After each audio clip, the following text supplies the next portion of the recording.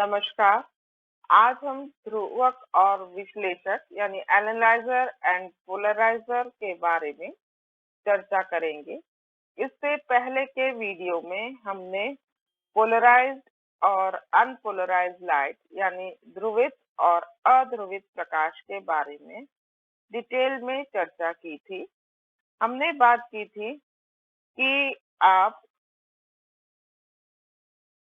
Unpolarised light को इस तरह से देख सकते हैं कि ये जो डायरेक्शन ऑफ प्रोपेगेशन है, माने तरंग संचरण की दिशा है, उसके लंबवत हर दिशा में इलेक्ट्रिक वेक्टर वाइब्रेट करते हैं। मतलब एक अध्रुवित प्रकाश में तरंग संचरण की दिशा के लंबवत हर दिशा में इलेक्ट्रिक वेक्टर होता है। ये जो लाइट है वो अनपोलराइज्ड लाइट है, अध्रुवित प्रकाश है। इसे सिंबॉलिकली इस तरह से प्रदर्शित करते हैं। ये इलेक्ट्रिक वेक्टर्स हैं जो कि हर दिशा में हैं और जो लाइट की जो डायरेक्शन है वो स्क्रीन के लंबवत है जो आपकी ओर आ रही है, और ये इलेक्ट्रिक वेक्टर हर दिशा में उसके परपेंडिकुलरली डायरेक्शन ऑफ प्रोपेगेशन के परपेंडिकुलरली वाइब्रेट कर रहे हैं। जो ध्रुवित प्रकाश है, जो पोलराइज्ड लाइट है, हमने बात की थी, उसमें जो इलेक्ट्रिक वेक्टर है वो डायरेक्शन ऑफ प्रोपेगेशन के परपेंडिकुलरली एक ही दिशा में रहकर वाइब्रेट करते हैं। तो ये पोलराइज्ड लाइट यानी ध्रुवित प्रकाश को प्रदर्शित करने का तरीका है।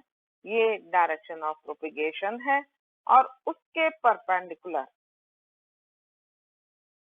एक निश्चित दिशा में, इस दिशा में रहकर इलेक्ट्रिक वेक्टर वाइब्रेट कर रहे हैं।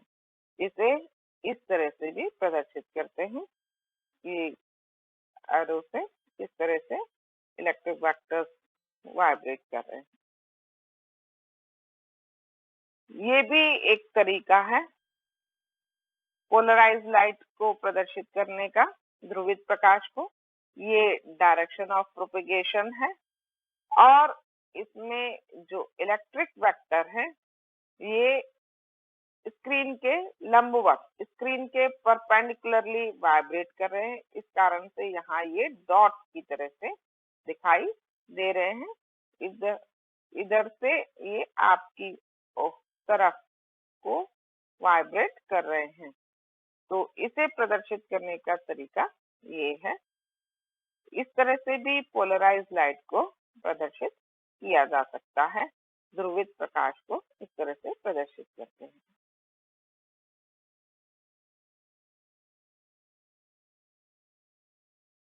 अध्रुवित प्रकाश के ये जो प्रदर्शित हमने इधर इससे क्या कर रखा है, तो इसमें इस इलेक्ट्रिक वेक्टर को हमने यहाँ पर प्रदर्शित किया है। ये इसे हम दो घटकों x और y में विभक्त कर सकते हैं। मतलब दो कंपोनेंट जो x की डायरेक्शन में है और y की डायरेक्शन में है। ये एंगल x से थीटा एंगल, ये जो वेक्टर है x से थीटा एंगल बना रहा है। इसी तरह से हम हर इलेक्ट्रिक वेक्टर को घटकों में विभाजित कर सकते हैं, x और y घटक में। तो इसको हम इस कारण से इस तरह से देख सकते हैं अध्रुवित प्रकाश को कि यह ऐसे दो वेव से मिलकर बना है जो कि एक दूसरे से परपेंडिकुलरली लंबवत वाइब्रेट कर रही हैं, जिनके बीच में कोई भी फेस रिलेशन नहीं है। तो इसलिए हम अनपोलराइज्ड लाइट को यानी अध्रुवित प्रकाश को इस तरह से प्रदर्शित कर सकते हैं। ये डायरेक्शन ऑफ प्रोपेगेशन है और जो जैसा हमने बात की कि ऐसे दो वेव से मिलकर बना मान सकते हैं जिनके जो वाइब्रेशंस हैं वो एक दूसरे के परपेंडिकुलर हैं। तो ये एक एक वेव का वाइब्रेशन ये और दूसरे का इसके लंबवत, स्क्रीन के लंबवत इस डायरेक्शन में, है ना। तो ये अनपोलराइज लाइट यानी अध्रुवित प्रकाश को प्रदर्शित करने का तरीका है। ये इसको इस सिंबल से प्रदर्शित करते हैं। तो कहीं भी आपको इस तरह का अगर सिंबल दिखाई देता है ये या ये, तो आप समझ जाइए कि अध्रुवित प्रकाश की बात हो रही है। और यदि इस तरह का सिंबल ये या ये सिंबल दिखाई देते हैं, तो आप ये समझ जाइए कि हम ध्रुवित प्रकाश की बात कर रहे हैं। और अगर इस तरह का सिंबल दिखाई देता है, तो हम अध्रुवित प्रकाश यानी अनपोलराइज्ड लाइट की बात कर रहे हैं। अब हम पोलराइजर और एनालाइजर यानी कि ध्रुवक और विश्लेषक की बात करते हैं। जैसा कि हमने बात की कि जो अध्रुवित प्रकाश है उसके जो इलेक्ट्रिक वेक्टर है वो डायरेक्शन ऑफ प्रोपेगेशन के परपेंडिकुलर वाइब्रेट करते हैं। तो ये जो है ये अध्रुवित प्रकाश को प्रदर्शित कर रहे हैं। ये अध्रुवित प्रकाश यानी अनपोलराइज्ड लाइट इस डायरेक्शन में इंसिडेंट है। ये टूरमैलिन क्रिस्टल है जिसकी एक्सिस ये एक्सिस है। जब ये अनपोलराइज्ड लाइट यहाँ से गुजरती है तो ये अपने अंदर से उन्हीं इलेक्ट्रिक वेक्टर्स को निकलने देता है, पास होने देता है जो कि इसके एक्सिस के पैरेलल है। बाकी इलेक्ट्रिक वेक्टर्स को रोक लेता है। तो केवल इसी तरह का प्रकाश जो कि जिसके कि electric vector direction of propagation के ए परपेंडिकुलरली एक ही दिशा में स्थित है, वही आगे की ओर बढ़ता है। तो ये आपको पोलराइज्ड लाइट प्राप्त होती है, ध्रुवित प्रकाश प्राप्त होता है। इसलिए ये ध्रुवक यानी पोलराइजर कहलाता है। यदि एक और टूरमैलिन क्रिस्टल ले लें जिसकी जो एक्सिस है वो पहले टूरमैलिन क्रिस्टल के समानांतर है, तो इलेक्ट्रिक वेक्टर चूंकि ये वाले इस एक्सिस के पैरेलल है, इस कारण से ये आगे की ओर बढ़ जाते हैं और यहाँ आपको मैक्सिमम इंटेंसिटी अधिकतम यहाँ तीव्रता प्राप्त होती है।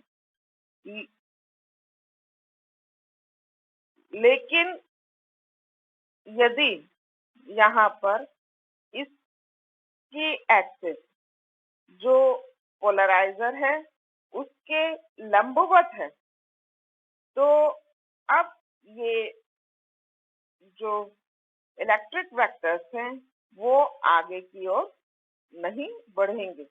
तो यहाँ पर आपको मिनिमम इंटेंसिटी प्राप्त होती है। तो यदि आप